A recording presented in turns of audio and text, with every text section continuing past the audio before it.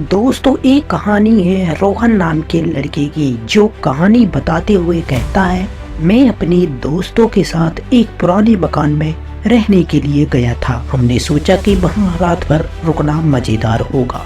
जब हम वहाँ पहुँचे तो हमने देखा कि मकान के दरवाजे पर एक बड़ा ताला लगा हुआ था। हमने ताला तोड़ दिया और अंदर घुस गए। अंदर जाकर हमने देखा कि मकान में बहुत सारी अजीब चीजें रखी हुई हैं। वहाँ पर पुराने कपड़े भी थे, टूटे हुए फर्नीचर भी थे और धूल से भरे कमरे थे।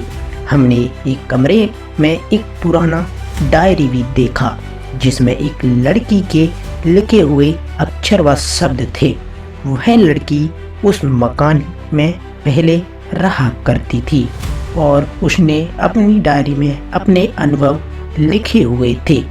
जब हम डायरी पढ़ रहे थे तभी हमने एक अजीब आवाज़ सुनी। वह आवाज़ एक लड़की की थी जो हमें बुला रही थी। हमने सोचा कि यह हमारी कोई कल्पना है, यानी कोई नहीं है। लेकिन जब हमने फिर से सुना तो हमें पता चला कि यह एक सच में आवाज़ आ रही। तो दोस्तों, जैसे ही वह आवाज़ हमें सुनाई दी तो हमने सोचा, चलिए देखते हैं आखिर कौन हमें बुला रहा है। हमने उस लड़की को ढूंढने की कोशिश भी की, लेकिन वह कहीं दिखाई नहीं दे रही थी। हमने सोचा कि शायद वह हमें छुप कर बुला रही है या देख रही है। तभी हमने एक कमरे में एक पुराना फोटो देखा। उस फोटो में एक लड़की का चित्र था जो हमें पहचानी नहीं थी। लेकिन जब हमने फोटो को देखा तो हमें पता चला कि वह लड़की जो हमें बुला रही थी वह उस फोटो में वही थी। हमने उस फोटो को अपने साथ रख लिया और सोचने लगे कि क्या हमें यहाँ से जाना चाहिए।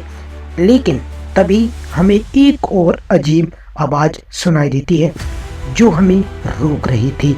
उस आवाज़ ने कहा, तुम यहाँ से नहीं जा सकते, तुम्हें यहाँ रहना ही होगा। हमने सोचा कि यह कौन हो सकता है आखिर, लेकिन हमने देखा तो हमें पता चला कि वह लड़की हमारे सामने खड़ी थी। उस लड़की ने हमें कहा, मैं तुम्हें यहाँ से नहीं जाने दूंगी, तुम्हें यहाँ रहना ही होगा और मेरे साथ रहना ही होगा। हमने सोचा कि यह क्या हो रहा है हमारे साथ, लेकिन हमें कोई जवाब नहीं मिला। क्या आप जानते हैं कि आखिर उस लड़की ने हमारे साथ क्या किया? आखिर हमारे साथ क्या हुआ आगे तो देखेंगे अब भाग